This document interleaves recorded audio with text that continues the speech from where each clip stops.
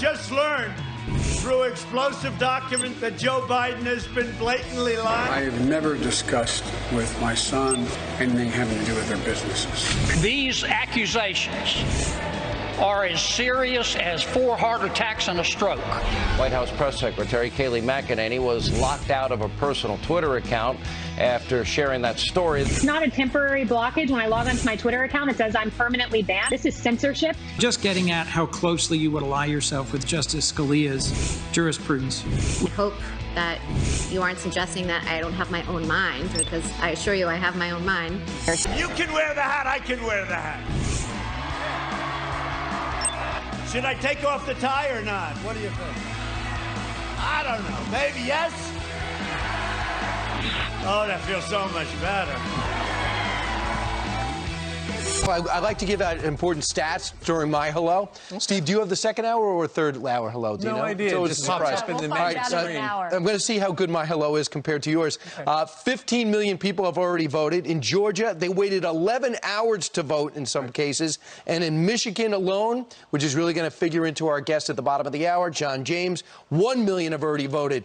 I think everyone in this country will actually vote by the time we're done. That's how pumped up America is. I read an article about that very topic yesterday, Brian, and it said the number one motivator why people are requesting to mail in ballots, but then ultimately deciding, you know what, I'm not going to fill it out or whatever, is they've decided that they want to make sure that their vote counts. And as my picture just turned kind of blue there for a second. That was my idea. I won't do it next hour. They want to make sure their vote counts because they're afraid the vote's going to get lost in the mail, so they're going to show up. There's all sorts of ideas going around because today is 19 days, Ainsley, before the official election. Well, I don't know about y'all, but I could not stop watching yesterday. So many friends were texting me. She was measured. She was smart. She was thoughtful. She wasn't falling for some of the questions about cigarettes and climate change. She said, I'm not going to go there because it's just political and controversial. She talked about not comparing herself to Scalia, even though she clerked for him. We're going to get into all of that. And also remember, guys, tonight was supposed to be the debate. Instead of that, we've got 2 town halls. Some people in the media so outraged that President Trump is going to do a town hall on NBC at the same time that Biden is doing one on another network on ABC. Well, Griff Jenkins... Apparently, a number of people at NBC are upset that they are hosting the event.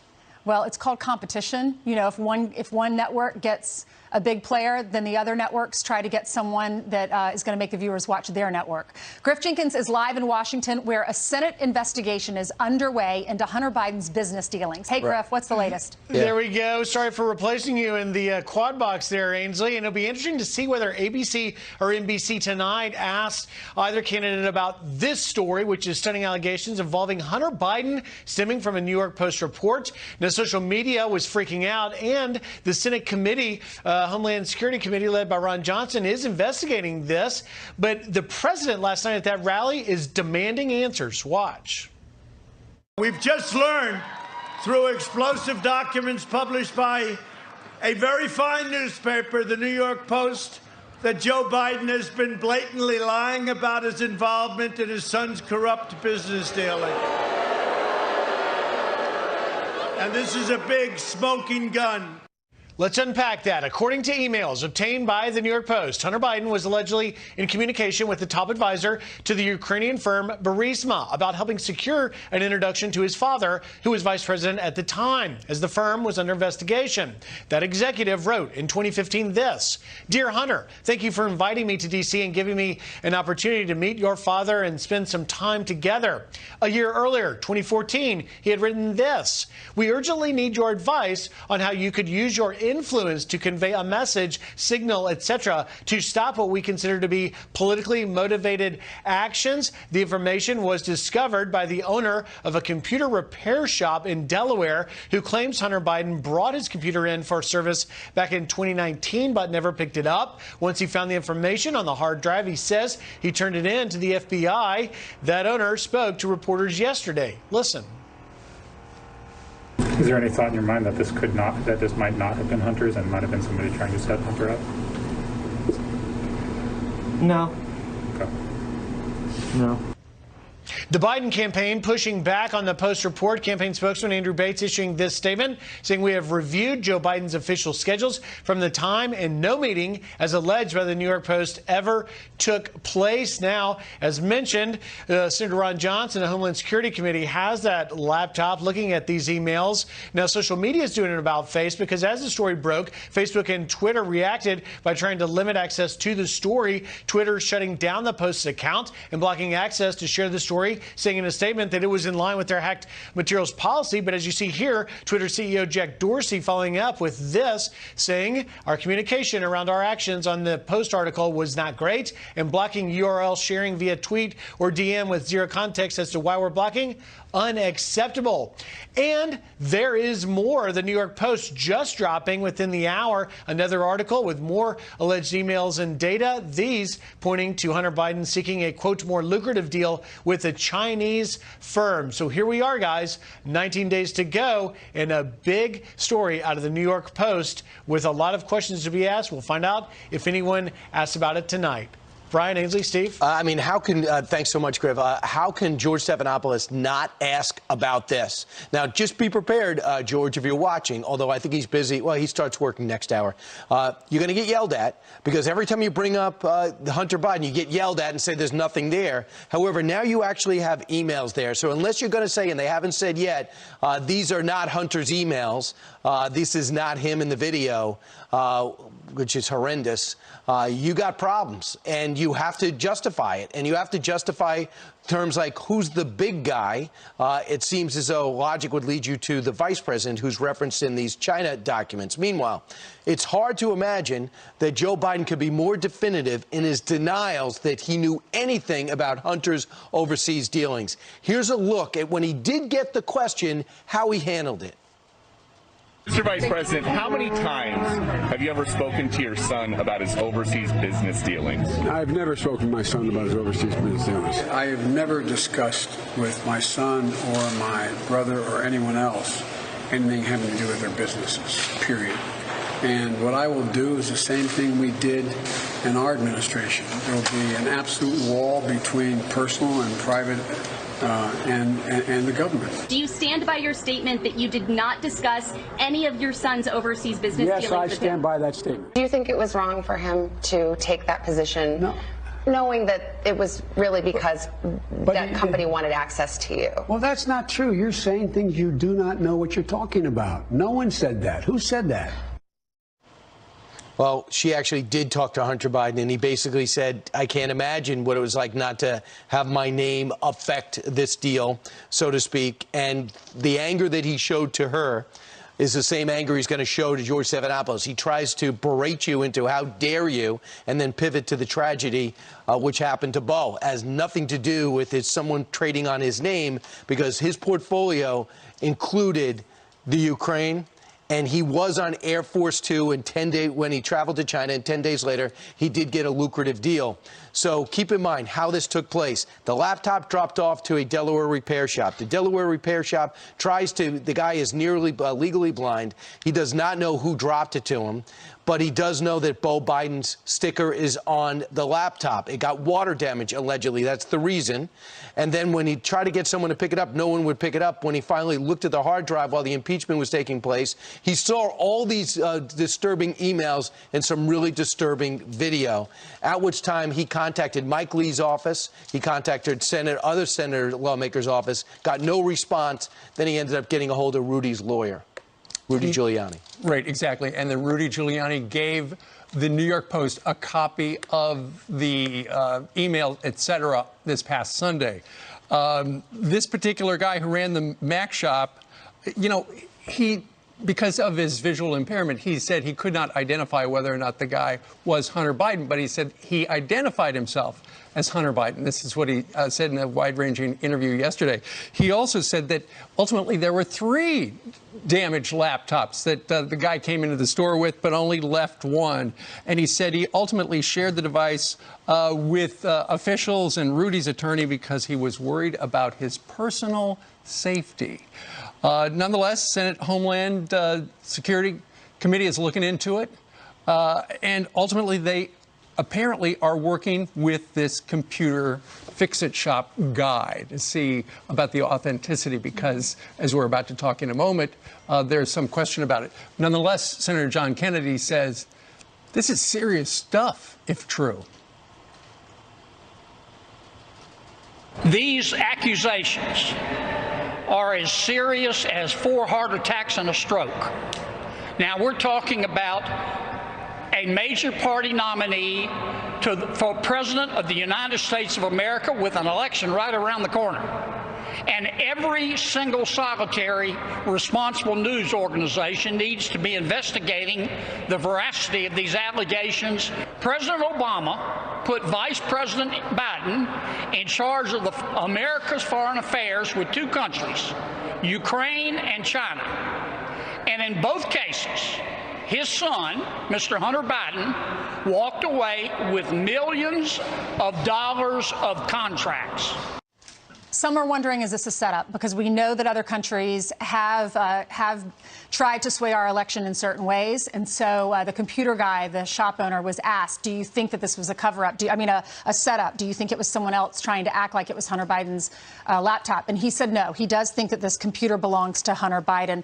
But as the Washington Post reported, the Biden camp is saying this was not on the schedule. They went back and looked. That meeting never happened. But then others are reporting that it could have been an informal meeting, like a passing in the hallway or something that's not on the calendar. All right, so this is the cover today of the New York Post. It says censored because Kayleigh McEnany, she's a spokesperson for the White House. She tweeted sidelined right now. Yeah, her account has been locked now because she tweeted out this article that was yesterday, the story yesterday in the New York Post. And they said, Twitter wrote, we have determined that this account violated the Twitter rules. Jack Dorsey did say, as Griff mentioned, that this was unacceptable. Our communication's not great. Blocking it, unacceptable. This is what Kayleigh said about it. She said, it's not American, and this is called censorship. Listen.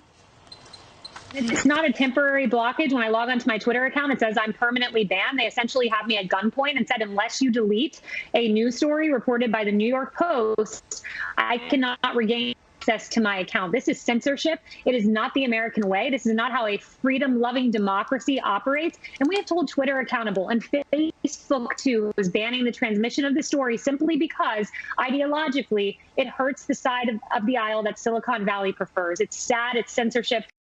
So lawmakers are determined to get to the bottom of this. They say we are going to have Senator Mike Lee and Senator Ted Cruz on our show, and we're going to ask Ted Cruz also about the confirmation hearing. He did a great job yesterday, Brian. Absolutely. And I'll just add to this, too. The FBI had this laptop. Where is it? Who picked it up? Maybe you can explain. The guy did the right thing and still fears for his safety from the Bidens, he indicated. Meanwhile, the other thing that took place yesterday, I found it fascinating.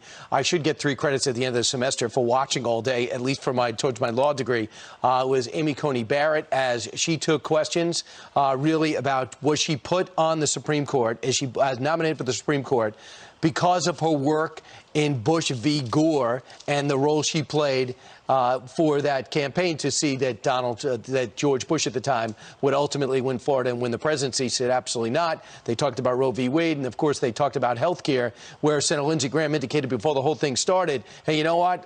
Health care is not going to get KO'd by the Supreme Court. The severability is pretty clear. Senator Chris Coons weighed in and pressed her on whether she is really different from her mentor, Judge Scalia. If Justice Scalia had had his way, we'd be in a very different country with regards to gender discrimination. In one of Justice Ginsburg's most celebrated decisions in 1996, in the case involving Virginia Military Institute, I'm just getting at how closely you would ally yourself with Justice Scalia's jurisprudence. I do share Justice Scalia's approach to text, originalism and textualism. But in the litany of cases that you've just identified, I hope that you aren't suggesting that I don't have my own mind, or that I couldn't think independently, or that I would just decide, like, oh, let me see what Justice Scalia has said about this in the past, because I assure you I have my own mind. Okay, so what's going to happen today? She actually will not be in the seat. Instead, senators will do some speechifying. say why she is appropriate or why she is not appropriate. Plus, they're going to have two panels. One panel, people who've known her, worked with her on why she would make a great Supreme Court justice, and other people who apparently will tell personal stories about things like abortion and health care issues that the Democrats feel are really foundational to somebody who sits on the Supreme Court, Ainsley. And then each of the senators get 5 minutes each for questioning. The open business meeting starts at 9 o'clock this morning, and they're bringing the confirmation up for a vote. However, it's expected to be held up until next Thursday, which is the 22nd. Right. Okay, Brian. I just want to add, they found 7 speeches that she did not list that she gave, most of which on Roe v. Wade. I'm wondering if that is going to be problematic. I'll ask Jonathan Turley that when we speak to him shortly. Well, speaking of which, Democrats trying to grill Judge Amy Coney Barrett about her many views. Now, you're an originalist. You style yourself an originalist. Do you agree with originalists who say that the Medicare program is unconstitutional? Coming up next, Jonathan Turley, the law professor, says Barrett's defense was great. He will say that live on the air coming up next. The haymaker, her answer. In layman's terms? Well, she's extremely nimble in these confirmation hearings, and she was when she was up for the appellate court. And you could see the senators are trying to stay a bit out of her reach because they've grappled with her before, and she's very, very hard to connect with to do serious damage. And the exchanges between Durbin and Barrett were actually the most substantive parts of the hearing. They were very interesting. Both did good jobs in raising their views. But she was very successful in pushing back at this and saying that I'm applying the same rule that the Democratic senators supported nominees like Kagan in invoking. I mean, these same questions were asked to Kagan and Sotomayor, and the Democratic senators supported them in not answering them. When they put up the poster boards of the families and these heart-wrenching stories, and we imagine they're true, about health care and families, they weren't really talking to her, were they? They were talking to whom?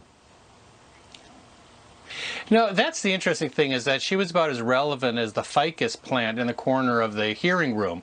These questions didn't expect answers, and no answers were given because they could not be given under the canons of judicial ethics. I objected to those pictures, which I thought were highly inappropriate. They made her look like some type of judicial serial killer, like these were her victims. They're not. Those pictures are based on a wildly misrepresentation of the ACA case. The ACA case is not likely to result in the entire overturning of the Affordable Care Act. It's based on a very narrow technical issue of severability, and at least 2 of the conservative justices have already indicated in past decisions they believe in severability. So it was really unfair to her, but there were many of her cases were being misrepresented, and it was hard for her to deal with that, but I thought she did a very good job. And Jonathan, the Jenga case she was kind of subtly saying, if you listen to it she put it in our terms, but in legal terms, was trying to say, from what I see, the ACA would survive, and that's a message that Republicans should embrace at this point because they have no health care replacement. So maybe that was it. And lastly, on the recusal, you should recuse yourself because when you were younger and it was Bush v. Gore, you fought for Bush. And should you recuse yourself? Should this election be so tight it gets kicked up to the Supreme Court? What do you think about these recusal, real quick, recusal requests? They're utterly absurd. The judicial rules on recusal are meant to deal with issues where you have a personal or financial interest in a case or you were involved in the underlying litigation.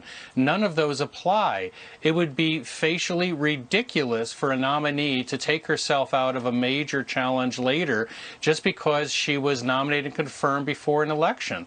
And you wouldn't want that because it's the way what the Democratic senators were doing was trying to influence the outcome of any case by getting her to remove herself and reduce the court to 8. And that, by the way, could result in a tie, which is not what you want at a major traumatic moment for this nation. And Jonathan, finally, I know you were preparing for a segment with me, which you find emotionally and mentally taxing. Could you show me the notes you took to prepare for this interview? I have Valiums here.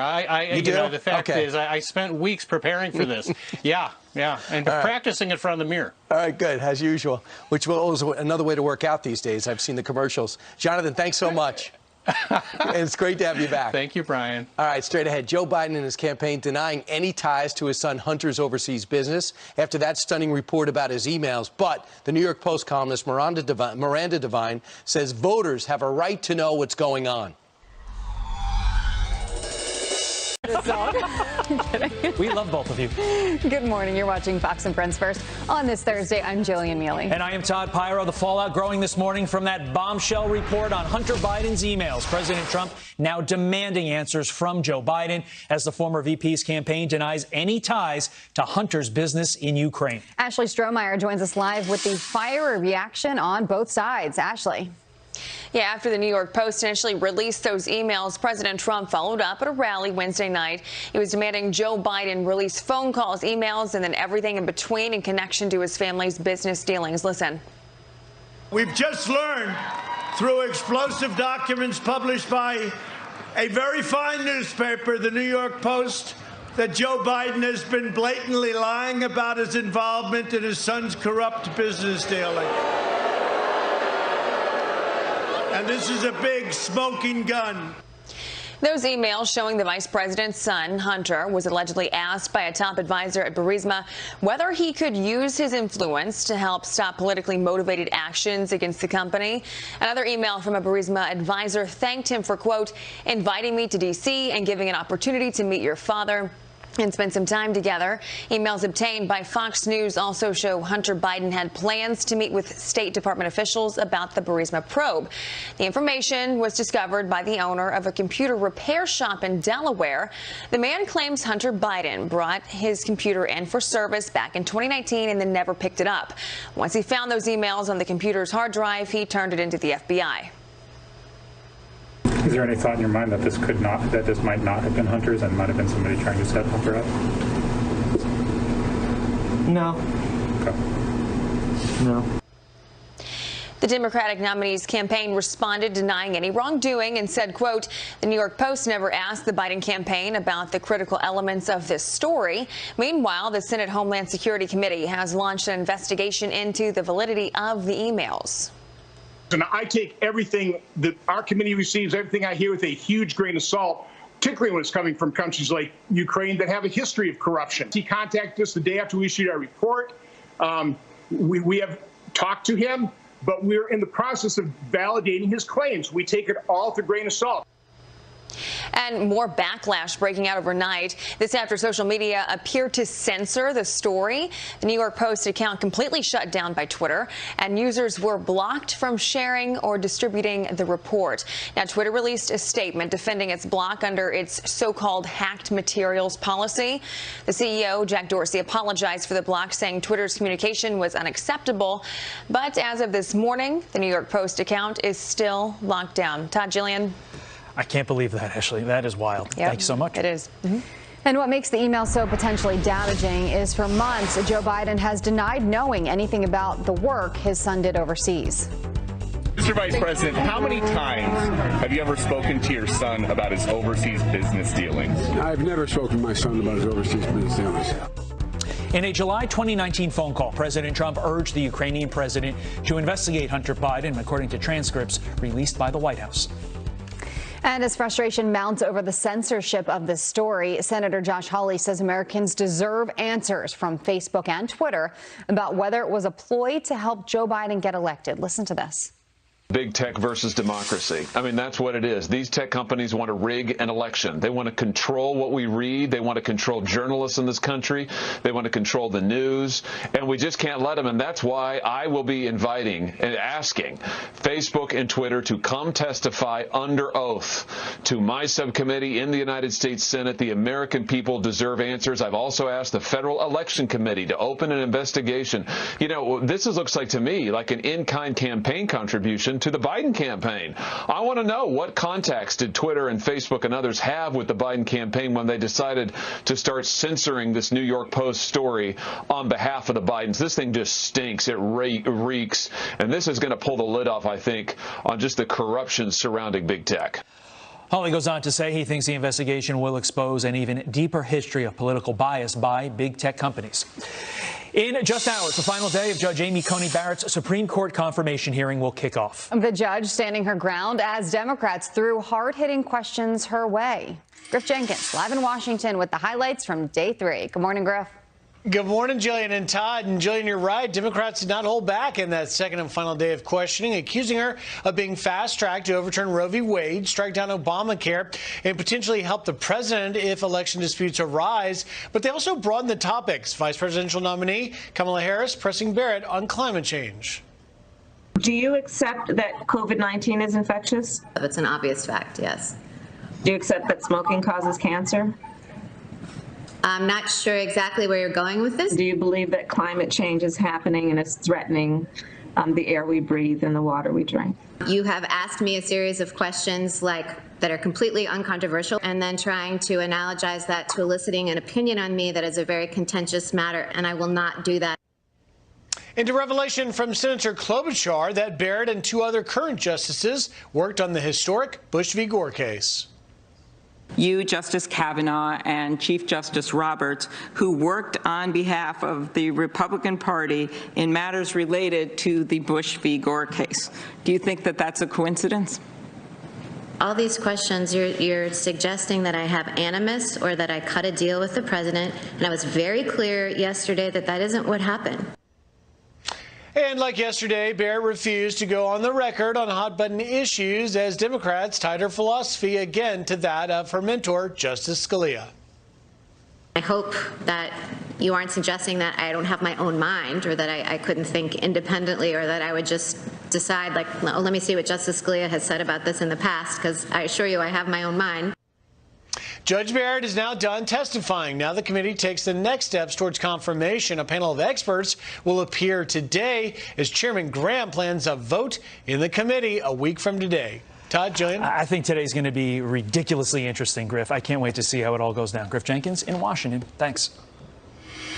Good morning. Welcome back. The Biden family under scrutiny and facing a Senate investigation over reports suggesting Hunter Biden introduced his father, then vice president, to a top executive at a Ukrainian natural gas firm, Burisma Holdings. Joining us live to react, member of the House Committee on Oversight and Reform, Congressman Ralph Norman. Congressman, thanks so much for being here. Let's take a look at some of the key emails to Hunter Biden. We begin with this one.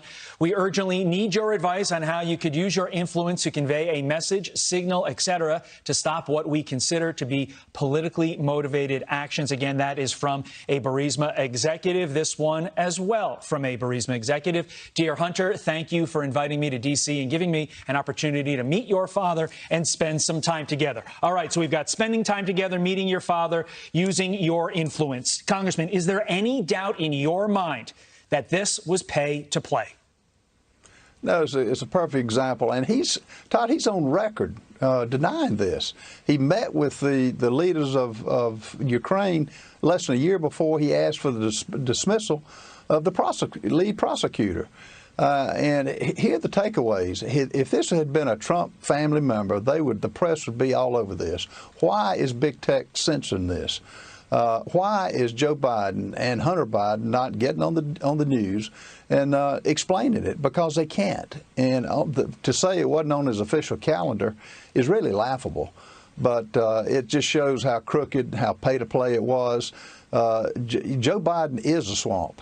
He's part of it. And it's amazing how the mainstream media has no interest in it. And again, had this been Donald Trump's family, it would have been front and center stage for the last 6 months. The Biden campaign says Joe Biden carried out official U.S. policy toward Ukraine and engaged in no wrongdoing. The question is, do we ever find out the truth and all of the details about this, and what would it take to do so? Well, and that's why this election is so important, Jillian. If this election, if Donald Trump does not win, you won't hear of it again. But get this, the son got $50,000 every 30 days. He got $3.5 million from Russia. China, he had some equity interest. So this isn't something, you can prove this. You can't just make these claims. And why he's not addressing it and why the mainstream media, other than Fox, name me one station that has taken an interest in it. And it's time to fight and it's time to uncover it. This is what people are sick of. This is what gives politicians a bad name. But again, it's only going to be pushed as long as Donald Trump's president. Meantime, Congressman, the other top story, confirmation hearing for Judge Amy Coney Barrett, heating up with more tense exchanges over Obamacare. Take a listen. But that's not my question. My question was, did you ever write or speak out in defense of the ACA? Actually, my question was whether it poses an appearance of conflict, and voters might decide that there is an appearance of conflict. You have said you have not made any agreements or statements to the contrary, but I will tell you, it is a cloud over your nomination. Was the questioning from Democrats for a second day in a row all policy all the time, specifically there on Obamacare, but there were other policy issues raised? Is that proof positive that the Democrats literally view the Supreme Court as a policy-making body? I watched it for 3 hours, Todd. The takeaway that I had was, one, Amy Coney Barrett is a perfect nominee. President Trump was a genius in nominating her. Two, she knocked out all these liberal senators with their crazy questions. She's got a fist in a velvet glove, and she took them on one by one. And no, it was a display that I haven't seen. And I tell you, the third takeaway, Ted Cruz did an excellent job. He would make an excellent Supreme Court nominee. Because he was, particularly when Senator Whitehouse was talking about dark money, he took dark money. So it was a great display of a lady, of a person who is intellect. She's tough. She handled it with ease. She didn't even break stride on anything. And, they tried to get her to fall into different traps. And Kamala Harris, asking about cigarettes causing cancer and climate change, she didn't fall for it. She's too smart for them. And actually, she made them look like idiots.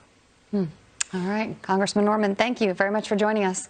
NBC agreed to do that. This is an outright embarrassing ratings ploy. You don't have to do it at the same time and then divide the country further by having them choose. Media melting down as President Trump and Joe Biden gear up to take separate stages tonight in dueling town halls on competing networks. Joining me now with what we can expect, Black Voices for Trump 2020 Advisory Board member Stacey Washington. Stacey, it's always great to have you. Before I ask you what to expect, why are they so mad? Well, because the president is really popular for someone that they hate so much. And so a lot of Americans are going to choose to watch the president and watch Joe Biden's highlights for later. So I think they're basically telegraphing that. And I think it's amusing, but it's also a testimony to just how much pull the president has with the American people. When he speaks, they want to listen. They want to know what he has to say. ABC with this statement, I'm not going to read it in full, but basically they say NBC is doing a real disservice to the American voters who say they won't get to hear from both candidates. Putting Joe Biden aside, what is the president going to use his platform for tonight?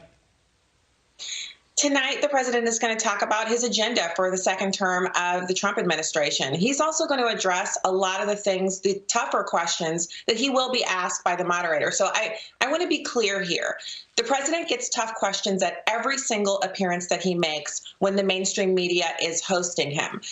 Joe Biden, on the other hand, he's not going to have tough questions about his son Hunter or Burisma or packing the court or how he would actually handle COVID-19 if he were to be elected. So the American people will tune in to the person who's actually going to give them answers, the person who's going to be grilled, the person who's never going to be given an opportunity to talk about what his favorite ice cream is or what steak he likes. He's going to have tough questions and he's going to answer. Let's not forget about what's your favorite tree. Meantime, Stacey, Senate Homeland Security Committee investigating newly released Hunter Biden emails. As we know, Joe Biden has repeatedly denied a lot surrounding this situation. Take a listen. Do you think it was wrong for him to take that position, knowing that it was really because that company wanted access to you? Well, that's not true. You're saying things you do not know what you're talking about. No one said that. Who said that? There's been no indication of any conflict of interest from Ukraine or anywhere else. Period. I'm not going to respond to that. I've never spoken to my son about his overseas business dealings. You're involved in the campaign. You know the campaign. Is this going to hurt the Biden campaign? Well, I think it is going to hurt the campaign because what has been put forward, Todd, is that Joe Biden is really just a nice man who wants to be president. He's not corrupt. He's not mean. He doesn't even talk tough to people, which is all of those things are untrue. I mean, I'm sure he's a nice man, but all of the rest of that is just a narrative that's been shaped around him. And this story goes directly against that. We're talking about a laptop that basically was lost in the chain of custody because someone dropped it off to be repaired and then abandoned it. That hard drive has emails on it and videos and things that we can't discuss here on this good Fox News air that show things about Hunter Biden that directly contradict the statements that have been made by his father. So, of course, Americans are going to be interested in it. This close to the election with people still going and pulling their votes, they're going to take this into consideration, and I hope they do. Stacey Washington, thanks as always, and thanks for keeping it PG. We appreciate it. Jillian, over to you. Republican Senator